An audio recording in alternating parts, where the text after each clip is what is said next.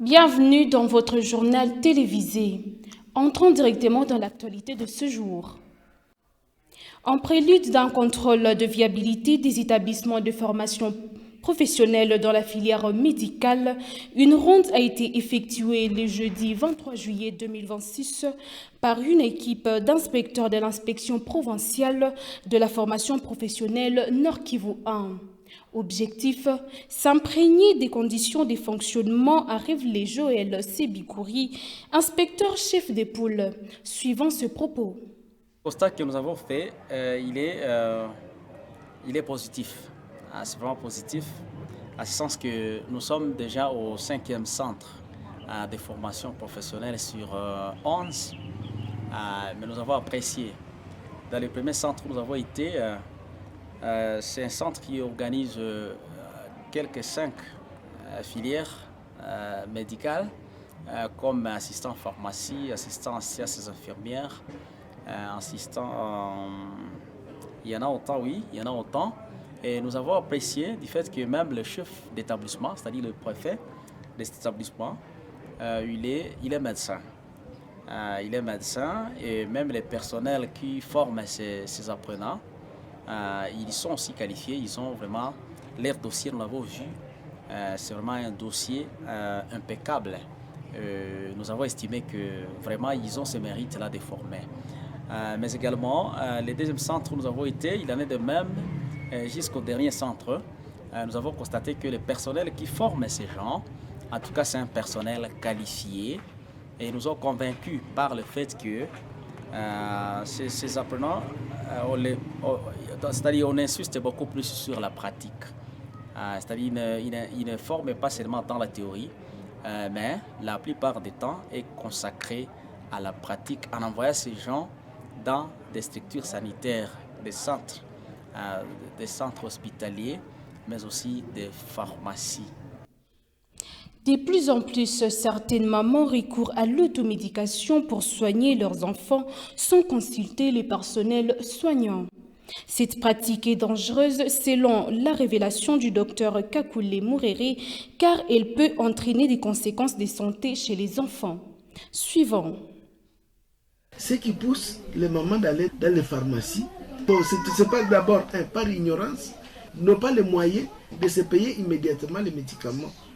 Alors ils préfèrent aller dans les pharmacies, là où il ne faut pas payer peut-être les consultations, et les examens et tout ça. Un chemin raccourci des malades pour aller se faire payer les médicaments à la pharmacie. Les dangers sont énormes. Donc le premier danger, c'est d'abord l'intoxication due à ces médicaments-là, consécutive à la dose qui n'est pas adaptée à cet enfant-là.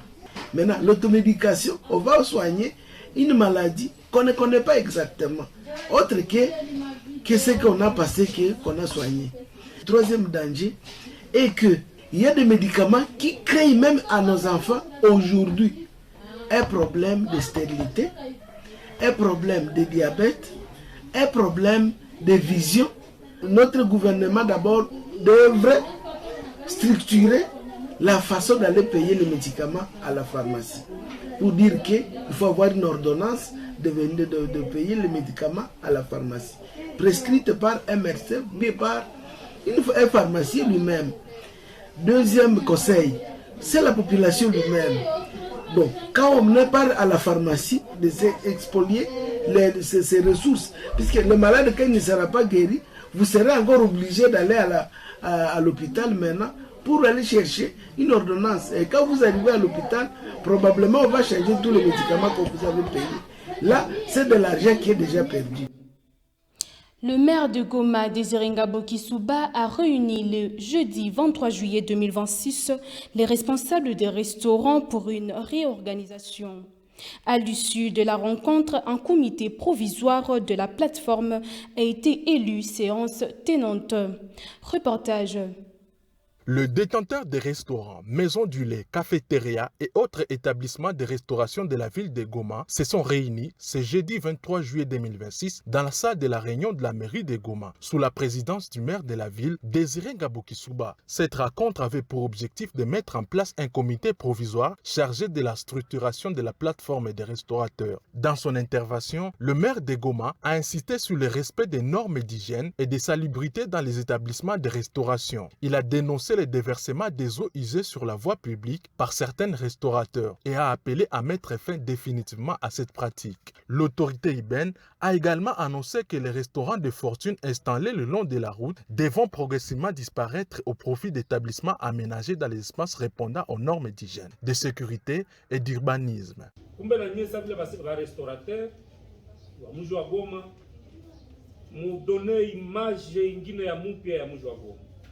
Ile image ya amani, ile image ya umoja, mtu akifika kwenye restaurant zenu aweze kukua très bien accueilli na sentir que nimeingia mu restaurant ya Goma kweli kweli. Na au-delà ya ile accueil ambayo mtaweza kumreserver, akutane restaurant ambayo iko aseni, restaurant inabidi inakuwa propre, hygiene inapaswa kuwa respected.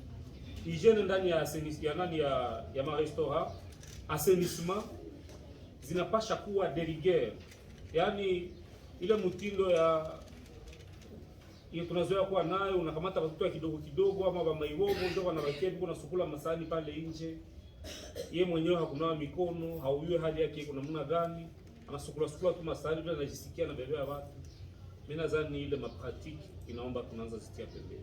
À l'issue des échanges, les restaurateurs ont procédé par vote à l'élection des membres du comité provisoire de leur plateforme. Amani Chadikire Janvier a été élu président pour un mandat de 3 mois. Durant cette période, le comité provisoire aura pour mission de sensibiliser les restaurateurs, d'identifier l'ensemble des acteurs du secteur, y compris les exploitants des maisons du lait, des cafétérias et des restaurants ambulants, de structurer la plateforme, de renforcer l'organisation et de préparer les élections prochaines du comité définitif. Prenant la parole après son élection, Amani Chadikire Janvier a invité les restaurateurs à faire preuve d'unité, de responsabilité et de professionnalisme. Il a souligné que la réussite de cette plateforme dépendra de l'engagement de chacun et du respect des règles d'hygiène, indispensables pour garantir la qualité des services et de la protection de la santé des consommateurs. Wanamemba wote tunawaahidi kabisa tutawatumikia kwa roho moja, hapana roho mbili. Kwa haki tutawatumikia bila distinction ya rangi, ya ukabila ama ya dini. Tutawatumikia kabisa kwa haki. Najua mwe miezi 3 tutaidentifie kila membre wa kila mtu ambaye anakuwa na restaurant, cafeteria, maison dile na vingine vyote vyenye inasaidia watu kutumia kidogo hata bivete, lakini hao ma restaurant bila nao tutenda wasensibilize musiku kidogo nao wakuwa wamepata nafasi ya kutumikia. Taungana mkono kwa mkono kabisa, pamoja ni komite yangu na serikali. Cette période transitoire de 3 mois permettra ainsi de mobiliser, d'organiser l'ensemble des restaurateurs de la ville de Goma avant la tenue des prochaines élections qui mettront en place les organes définitifs de leur plateforme. Face à la menace de la maladie à virus Ebola, l'Union nationale de la presse du Congo, UNPC en sigle, section au Sud Kivu, se mobilise et engage la force de l'information au service de la prévention, de la protection des vies et de la santé de la communauté. Reportage. Le journaliste du Sud Kivu, s'engage à produire en synergie des émissions, des reportages, des magazines et des flashs éducatifs en vue de contribuer à la sensibilisation de la population sur la lutte contre la maladie à virus Ebola. L'engagement a été pris ce jeudi 16 juillet lors de la clôture d'un atelier de formation de 2 jours sur le renforcement des capacités sur les risques de la maladie à virus Ebola. Pour ce jeudi, les participants et les orateurs ont échangé sur l'éthique et la déontologie du métier des journalistes et les codes numériques, la cybercriminalité, mais aussi ils ont passé en revue la matière sur la conception, la production et la réalisation d'un flash éducatif professionnel. Était présent le chef de division de la santé, Dr Michel Maneno, qui a remercié les autorités, les partenaires impliqués dans la lutte contre Ebola. Darius Kitoka Tombo, président de l'UNPC Sud Kivu, a fait savoir que les journalistes ont été capacités pour la production de différents supports pour la sensibilisation sur la lutte contre la maladie à virus Ebola. C'est le vice-gouverneur en charge des questions politiques, administratives et juridiques, Dux Dunia Masumbuko Bwenge, qui a présidé la cérémonie de clôture de ces assises. Dans ce mot, il a rendu un hommage au corps médical Sud Kivu et à la task force mise en place par l'AFCM 23 pour la lutte contre Ebola. Après les différents messages, le vice-gouverneur en charge des questions politiques, administratives et juridiques, Dux Dunia Masumbuko Bwenge, et ses collaborateurs ont procédé à la remise officielle des kits de lutte contre Ebola, à savoir des seaux robinets et des gels hydroalcooliques, dont de la coopération suisse aux journalistes et des médias partenaires de l'UNPC.